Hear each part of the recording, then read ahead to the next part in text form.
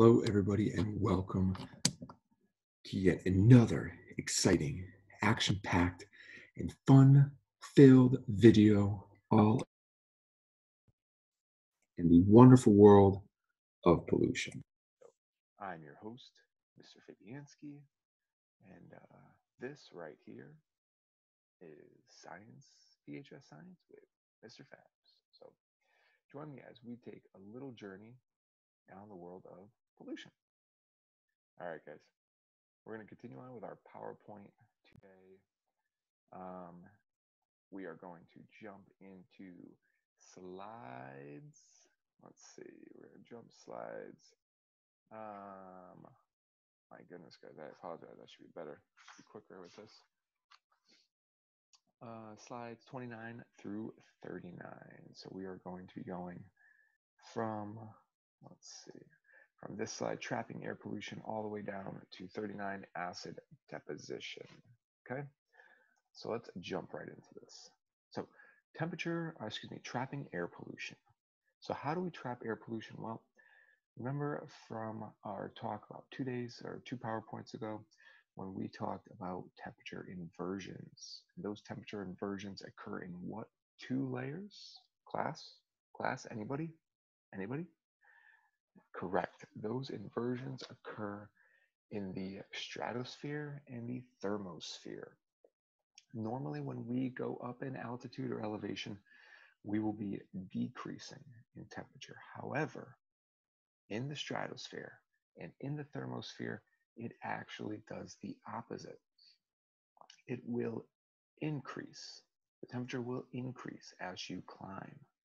And what happens is that increase in temperature acts like a cap. It traps in a cap, CAP.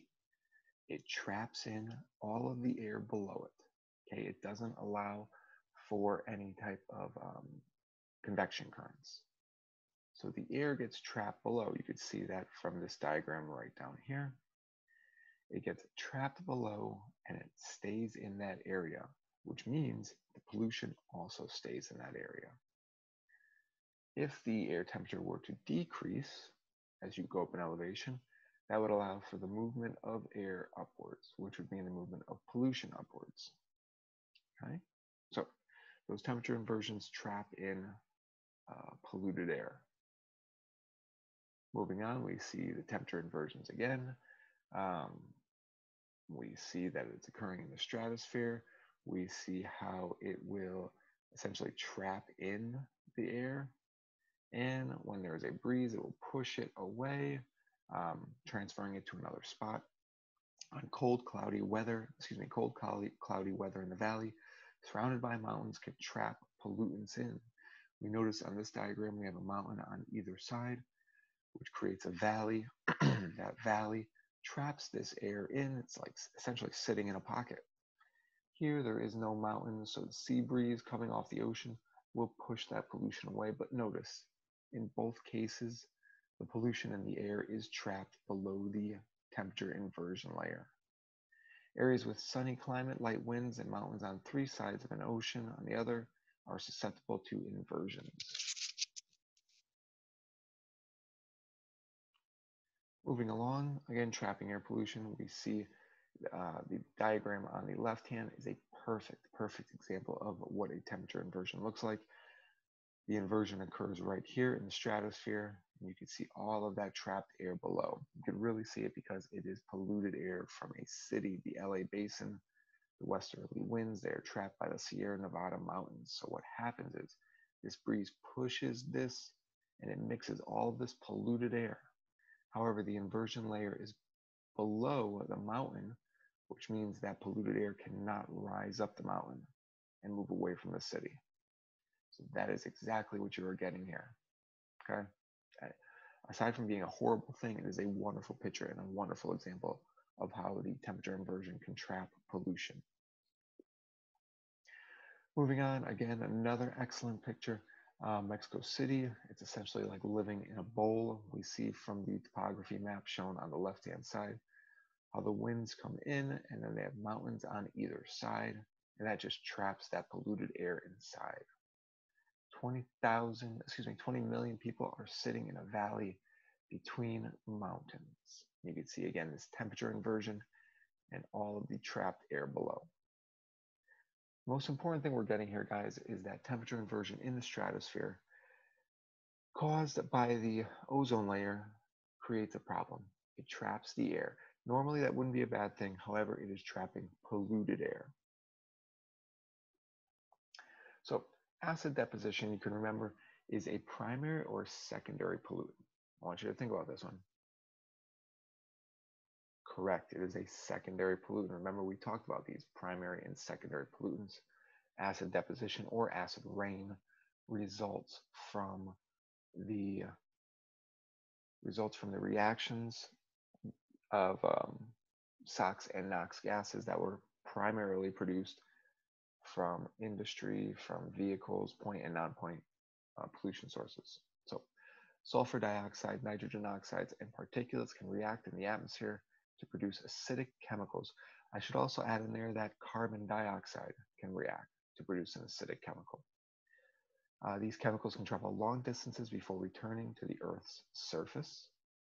Tall smokestacks reduce local air pollution, but can increase regional air pollution, meaning those smokestacks are so high up that when they discharge these chemicals, those chemicals may not be reacting in that local area. Instead, wind currents may be carrying them across to regional areas further and further away, where then they are allowed to react. So the pollution you may be getting in your area may not be from that smokestack down the street. It may be carried from other areas further away. And just a quick thing here, these sulfur dioxides make sulfuric acid, the nitrogen oxides make nitric acid, and the carbon dioxide makes carbonic acid. And those three acids together create acid rain. Moving on, we see acid deposition. From the vehicles, from the smokestacks, you get the SOx and the NOx here from vehicles. The wind carries them. This is what I was speaking about before. If you were to get, I know it's a small diagram here, but if you were to get acid rain here, that would be from the local area. However, the wind carries all of these pollutants over, where then they react. So where you're getting acid rain is not necessarily where it's being polluted into the atmosphere. Okay, wind will carry these chemicals over where they then react, secondary pollutants, and produce acid rain or acid deposition.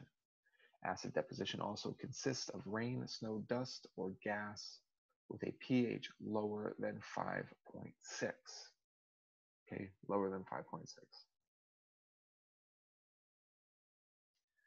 Continuing to move on, we see a nice chart here of acid deposition. You can see the most polluted areas, pH measurements in relation to major coal burning and industrial power plants. You can see the major pollution areas are the East Coast here. Now this is another perfect example of what I was talking about before. We see here, right, there's 4 coal burning power plants. You see the area around immediately, locally around these coal burning power plants is not that bad. However, winds will carry this pollution over to this area where it then reacts. Okay, you say to yourself, how does this area get polluted down here when there's really no coal burning power plants here? Again, the pollution from these power plants is carried over and then reacts. Look it up and down the East Coast. I could really only see about 1, 2, 3, 4, 5 coal burning power plants, well, maybe 2 down here in Florida, 7 coal burning power plants on the East Coast. However, it is some of the most polluted area. Why? Locally, it's not too bad. However, all of these coal burning power plants, their pollution is carried over and then deposited over here. So, very important, you are essentially getting your neighbor's waste.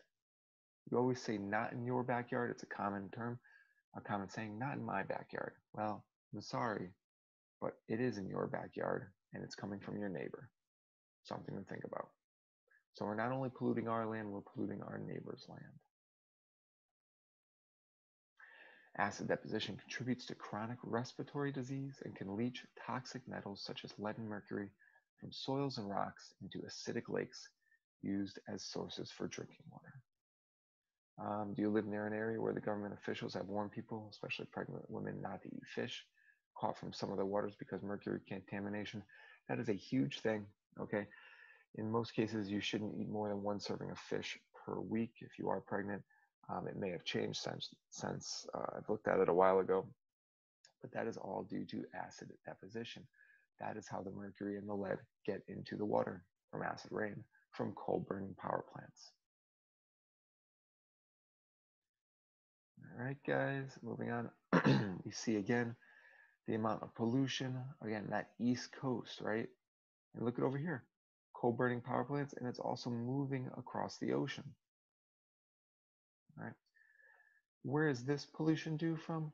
It's from over here off the eastern coast of Asia. It's moving across the ocean and depositing here. All right. So I do want you to understand it travels. Wind currents do carry the pollution from one area to another. Here to here, here all the way over to here. Here all the way over to here. Okay. So you are getting pollution from your neighbor. Moving on, one more slide after this, guys. Emissions of secondary pollutants, acid rain, it will essentially leach into the soil. Here, it could harm the tree. In some cases, it will actually burn the tree, and you'll get all the defoliation of the tree. From there on, essentially, the tree will die. You actually get burning of the tree because it's essentially burning it from the acidity of the rain. And our last slide, I know you're familiar with all these, the positives and negatives, and this one is prevention and cleanup. Acid deposition, we need to reduce air pollution by improving energy efficiency. We need to remove SOx and NOx gases, increase the use of renewable energy, remove NOx from motor vehicular travel, tax emissions on SOx. How do we clean it up? We add phosphate fertilizers to neutralize the acidity of lakes, and we add lime to neutralize the acidity of lakes, as well as the ground. Lime is a base. It's that white talcy material. So we use that to produce a chemical neutralization reaction with an acid in the lakes and soil. So I hope you all have had a wonderful and informational session on acid rain. I look forward to seeing you guys in our next video. Keep up the great work. You all are doing excellent. For this time, it's Mr. F saying, have a great day and don't pollute your neighbor. What did they do to you? All right, take care, everybody. See ya.